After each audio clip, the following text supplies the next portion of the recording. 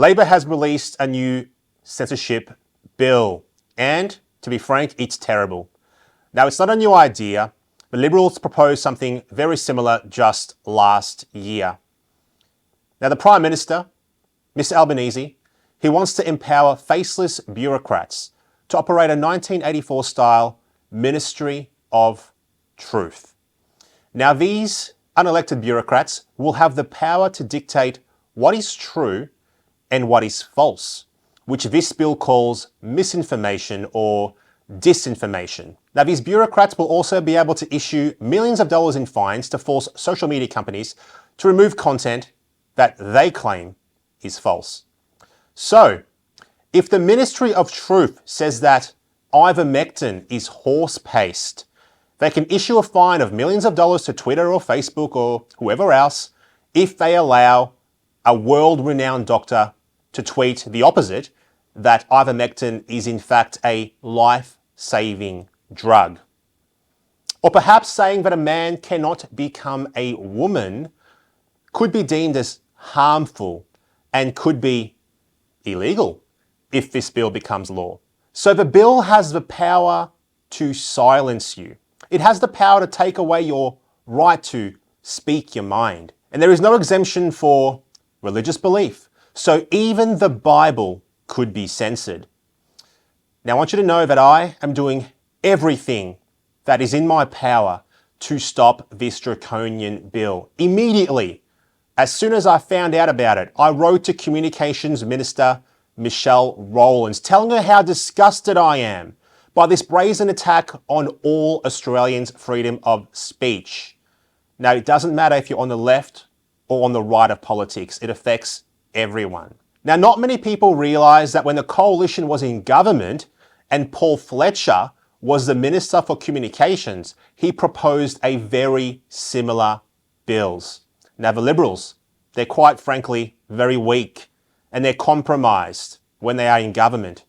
They'll scream about freedom and liberty and all these other nice things when they're in opposition, but when they get elected, what do?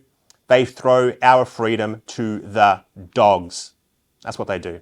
Now, over recent days, it appears that the Liberals have finally seen the error of their ways and some have started to speak out against this bill. Now, I urge them, go hard. Help me stop this bill right in its tracks. This bill poses a grave threat to our way of life and we must mobilise the entire community to reject it. Now, I previously delivered a speech about this attack on all of our freedoms that has already had hundreds of thousands of views. I've also had an article published online in The Spectator Australia, and I've got a petition protesting this bill, which has more than 20,000 signatures. Now, I urge each and every one of you to sign on my website and share the speech and the article with your family, your friends, your faith in your community groups, etc. Because we need everyone to understand just how dangerous this bill is and to unite as one against it. Now, all of the links will be in this post down below. Now, the attacks on Australians don't end with this bill. The latest attack is the ACT government going after people of faith with their extraordinary decision to take over Calvary Hospital in Canberra. Now, there is no precedent for this anywhere in Australia, and many believe that Calvary is being punished because it doesn't offer abortion services. Now, this is a terrible attack on religious freedom because the reason Calvary doesn't offer abortion services was because it goes against the Christian faith of the doctors. So it is clear that no religious school or hospital or aged care home in Australia is safe from the ruthless hands of government. Now, right now, Australians are struggling. Cost of living is a grave concern of mine. Now, thanks to the Labor and the Liberal governments, energy bills are continuing to skyrocket with no end in sight. Now, Scott Morrison's coalition government signed us up to net zero, and Labor is making a bad policy even worse. Energy Minister Chris Bowen wants to cover our country in wind turbines and solar panels that are of course made in China, While at the same time, China has approved in just the first 3 months of this year 20 gigawatts of new coal-fired power stations.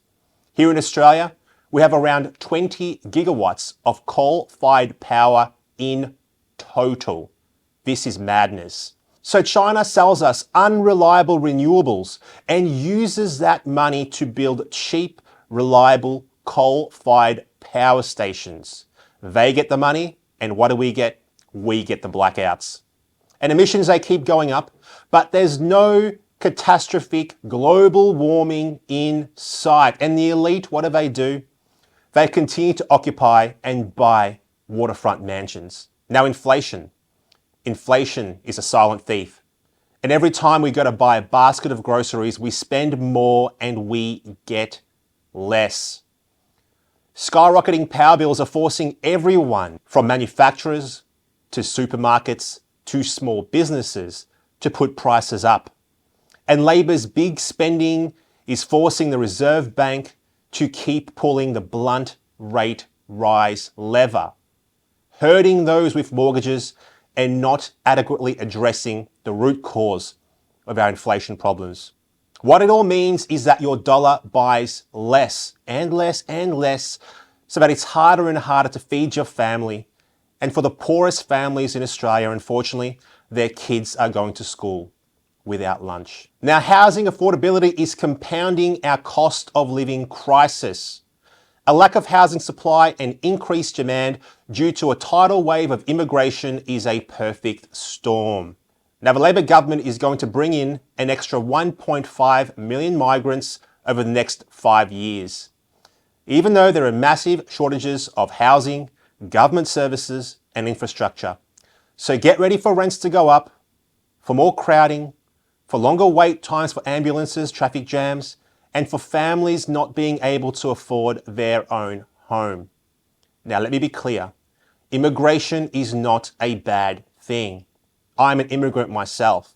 But we cannot sustain such a large influx of people without first reducing red tape, taxes, regulations, and allowing the private sector to step in and provide more housing, as well as improving our infrastructure to cope with the increased demand.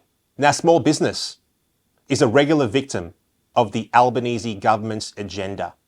Labor is determined to strangle small business with red tape because it is basically a wholly owned subsidiary of the union movement, and it won't stop until everyone is forced to join a union and pay union dues.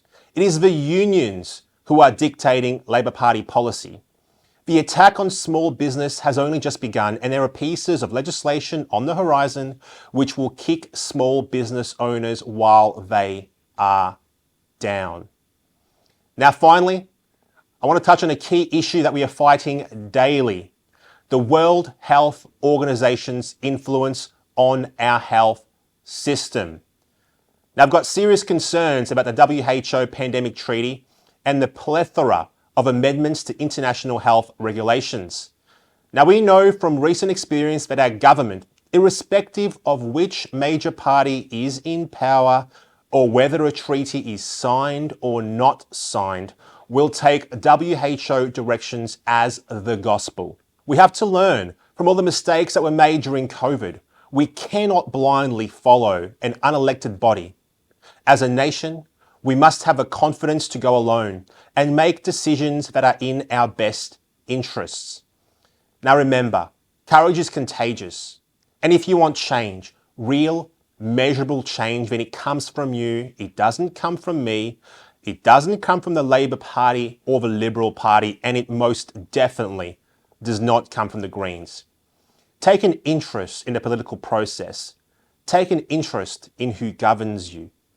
Together, we will make a difference. Together, we will stand up.